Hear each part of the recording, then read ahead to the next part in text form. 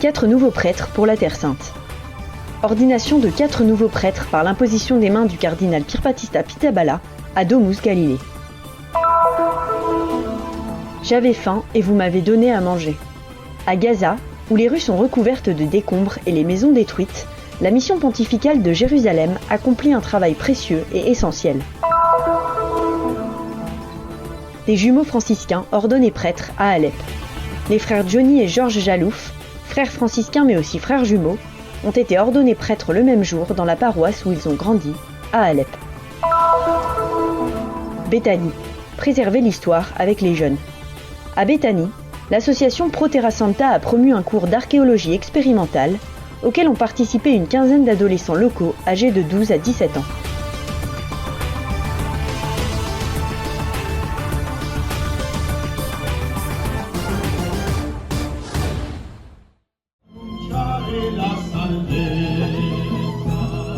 En décembre 2023, 4 séminaristes du Redemptoris Mater en Galilée ont reçu le diaconat par l'imposition des mains de sa béatitude le cardinal Pier Battista Pizzaballa, patriarche de Jérusalem des Latins.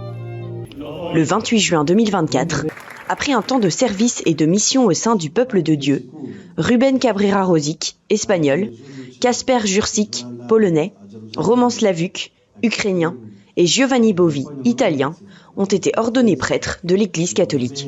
C'est le cardinal Pier Battista Pizzaballa qui a présidé le rite d'ordination, au cours d'une célébration eucharistique qui s'est déroulée à Domus Galilei, en présence de centaines de fidèles venus de toute la Terre Sainte, de dizaines de prêtres et de plusieurs évêques.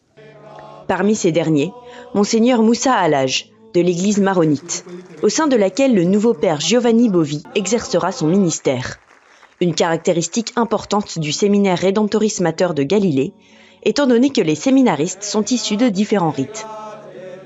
Face à la pluralité de l'Église en Terre Sainte, le charisme du chemin néocatéchuménal est de servir toutes les expressions ecclésiales, en formant des prêtres prêts à se donner entièrement, en répondant de la manière la plus appropriée aux besoins de toutes les Églises. Nous offrons notre séminaire non seulement à l'Église latine, mais aussi aux Églises orientales. C'est un lieu ouvert à tous les rites, même si les vocations viennent du chemin néocatéchuménal, toutes sont pour l'Église. Et le responsable, celui qui porte tout cela, c'est l'évêque.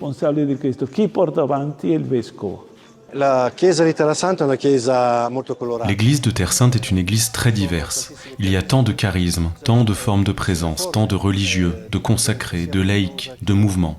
Parmi eux, le chemin néocatéchuménal, qui a un séminaire ici en Terre Sainte et qui apporte des vocations non seulement à la vie du diocèse, mais aussi aux missions dispersées dans le monde, parce qu'un bon nombre se trouve dans d'autres pays.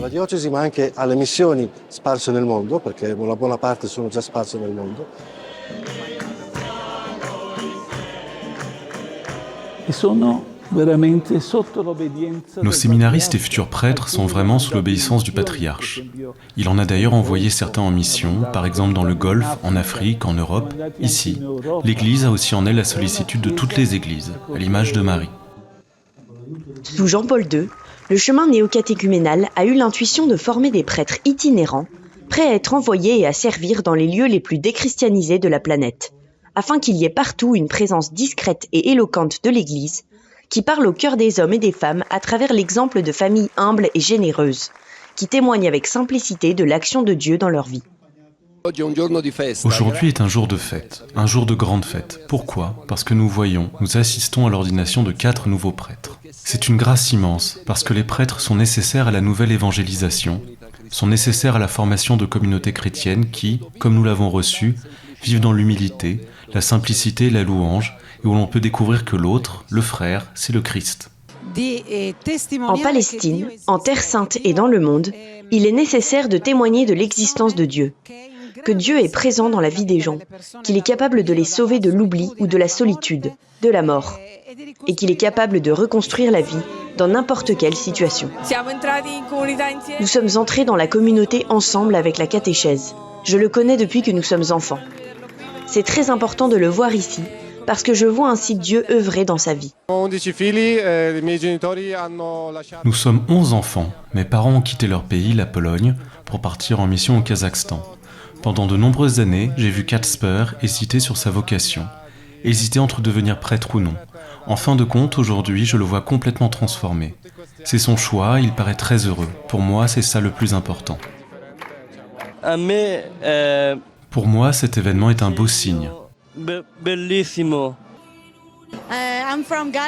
Je viens de Galilée, de la première communauté de Shefa Hammer.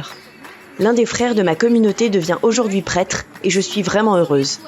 Je vois tout son parcours, celui qui l'a conduit à être prêtre aujourd'hui. Je me souviens comment il était et je vois comment Dieu l'a fait grandir non pas seul, mais avec une communauté. La foi est un don de Dieu qui nous est donné par le baptême et qui grandit avec les sacrements et avec notre participation à la vie de l'Église, qui est une vie entièrement sacramentelle. Les prêtres nouvellement ordonnés, qui ont vécu une expérience de foi en petite communauté, affirment clairement qu'ils ne seraient pas arrivés à cette étape de leur vie chrétienne sans l'aide des frères qui, au fil des ans, les ont soutenus tant sur le plan de la prière que sur le plan matériel. Des frères qui les connaissent depuis de nombreuses années et avec lesquels ils ont partagé et continuent de partager l'expérience d'être, toujours et avant tout, des disciples du Seigneur. C'est la grande nouveauté que représente le chemin néo-catéchuménal, à savoir unir la formation au séminaire à l'appartenance à une communauté qui accomplit un processus aujourd'hui fondamental, un cheminement de foi. Je suis heureux avant tout parce que j'ai vraiment vu le Seigneur passer par ici aujourd'hui.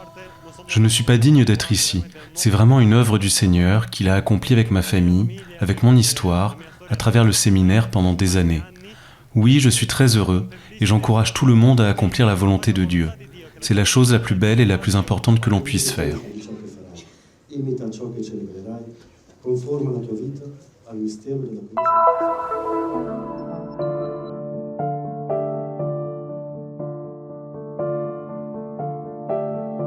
Au milieu des scènes de dévastation et des cicatrices générées par le conflit, telles que les rues couvertes de décombres et les maisons détruites, la main de la mission pontificale à Jérusalem se tend avec générosité et compassion, dans le but d'aider les personnes les plus faibles et les plus vulnérables de la société, à savoir les enfants.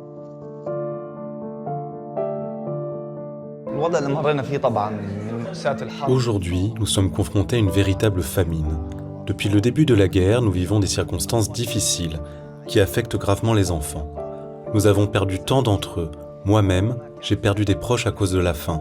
Il n'y a ni eau, ni nourriture, ni même de lait pour les enfants. La sécheresse s'est répandue dans toute la région et, malheureusement, les médias n'ont pas parlé de cette vérité.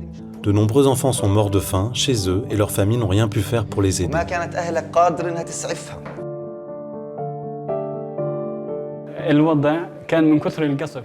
Nous avons vécu des situations difficiles en raison de l'intensité des bombardements et des destructions.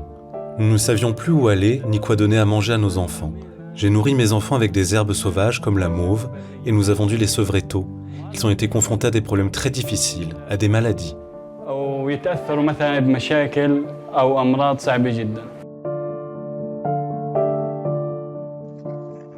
Depuis le début de la guerre, le 7 octobre, les églises de Gaza sont devenues des lieux de refuge pour les personnes déplacées. La mission pontificale, en coordination avec des organisations partenaires, s'est engagée à leur fournir tout le nécessaire à la vie et à la dignité humaine. Malgré la dévastation, les réfugiés n'ont pas perdu espoir de rentrer chez eux. Ils s'accrochent à la foi et placent leur espérance en Dieu.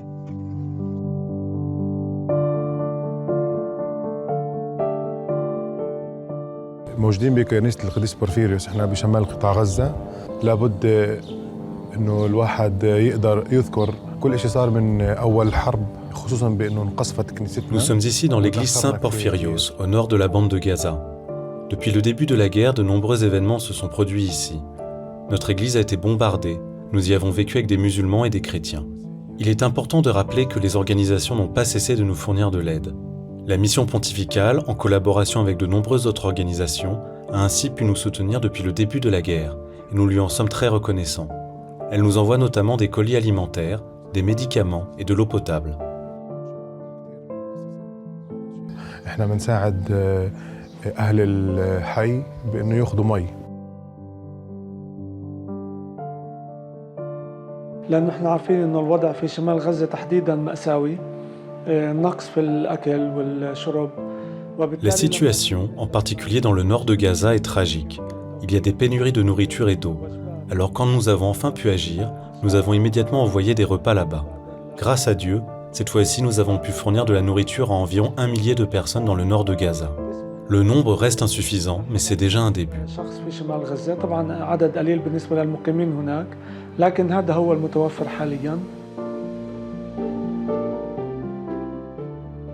Outre les pénuries de nourriture dues à la fermeture des frontières, la population doit également faire face à la hausse des prix des denrées alimentaires de base.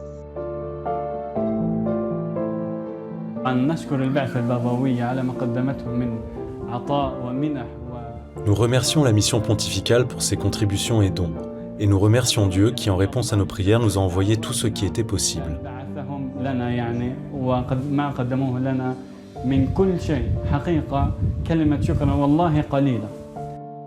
يعني بنصلي وبنتأمل إنه الحرب تخلص بسرعة لأنه بصراحة آثارها ممتدة كمان للضفة الغربية وللقدس. نسبة البطالة في بيت لحم صارت كتير عالية. Nous prions et espérons que la guerre se termine rapidement. Malheureusement, pour l'instant, ces effets continuent de s'étendre sur la Cisjordanie et à Jérusalem. Le taux de chômage à Bethléem a augmenté de manière significative, principalement parce que les gens ont vu leur permis annulé et ne peuvent plus aller travailler à Jérusalem, ce qui aggrave considérablement les difficultés des familles en Cisjordanie. Nous essayons actuellement d'intervenir le plus possible dans la région de Bethléem et de Jérusalem. Notre message à tous nos jeunes et nos familles est de rester sur place. Si Dieu le veut, nous parviendrons bientôt à une solution qui garantira une vie décente à tous.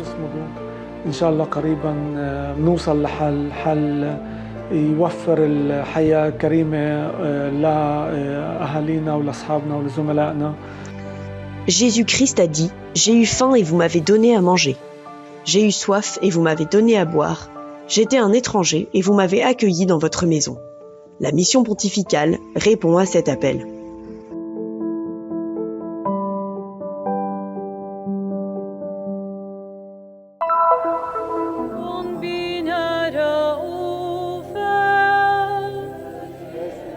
Les frères jumeaux Georges et Johnny Jalouf sont des frères mineurs franciscains de la custodie de Terre Sainte. Connus pour leur disponibilité à l'égard de tous, ils ont vécu leur charisme franciscain pendant leurs années de préparation au sacerdoce, au milieu des jeunes, animant la liturgie dans les lieux saints et vivant avec un esprit généreux et humble le service extraordinaire que l'Église demande à tous les frères de la custodie, garder et soutenir avant tout les pierres vivantes de l'Église de Terre Sainte.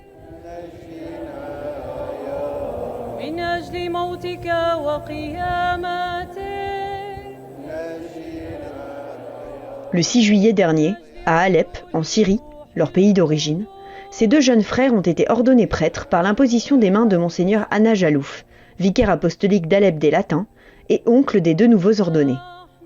Le rite d'ordination s'est déroulé à la paroisse Saint-François d'Alep, où les jumeaux ont grandi.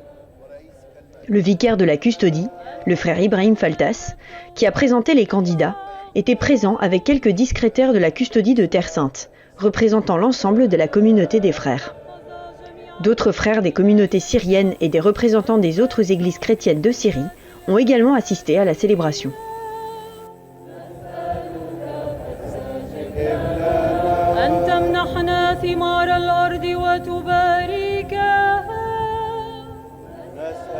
L'émotion était grande parmi les parents, les amis et tout l'entourage des jumeaux Jalouf, qui reconnaissent dans leur ordination sacerdotale, 17 ans après la dernière célébrée dans la paroisse, un signe de l'amour de Dieu envers la Syrie, où la foi ne meurt pas, mais perdure et grandit dans l'épreuve, en portant des fruits dont toute l'Église, et en particulier l'Église de Terre Sainte, peut bénéficier.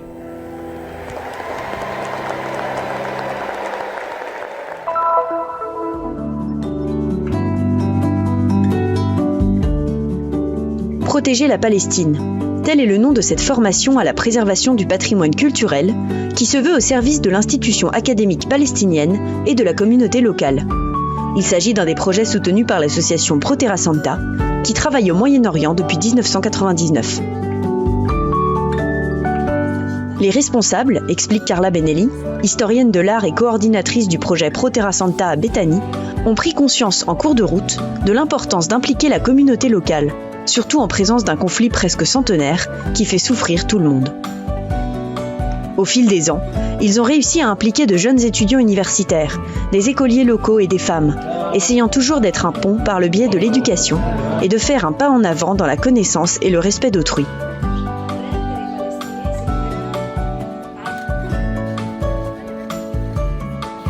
ci mancava la fascia più difficile. Il nous manquait toujours le public le plus difficile à atteindre, à savoir celui des adolescents.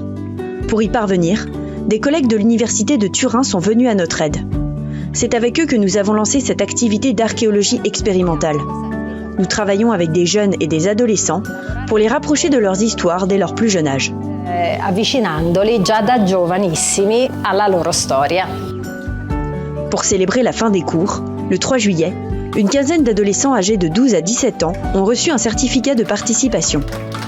Étaient également présents les parents et les enseignants, ainsi que les autorités de la ville, comme le maire, M. Khalil Abou El-Riche, la représentante du Palestinian Department of Antiquities, Mme Moutaha Krié, ainsi que les professeurs de l'université de Turin, Chiara Lebole et Giorgio Di Giorgi, et les collaborateurs du Mosaic Center of Jericho.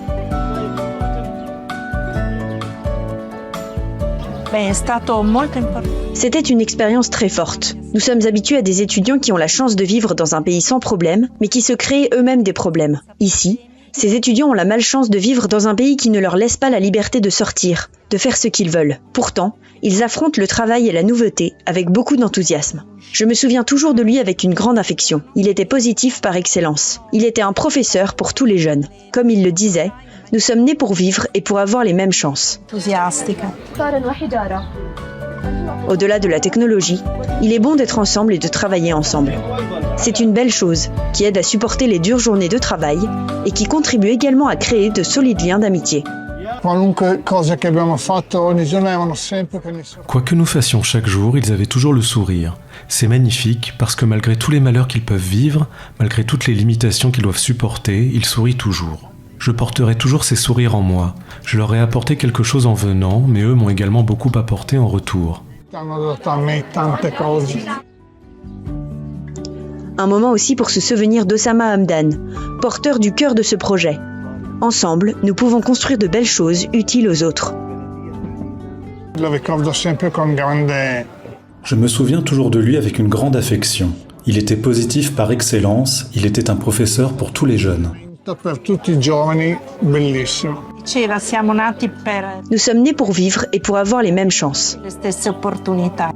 And I want to thank this program for teaching us and helping us learning. Je voudrais remercier ce programme qui nous a enseigné et nous a aidés à apprendre de nouvelles choses sur notre patrimoine. Il est très important pour nous, Palestiniens, de connaître ce patrimoine et de le protéger afin qu'il ne disparaisse pas.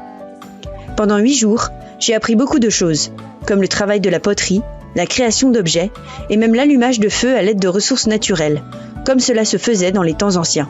A can or burn a fire from natural resources, which were very famous in the old days.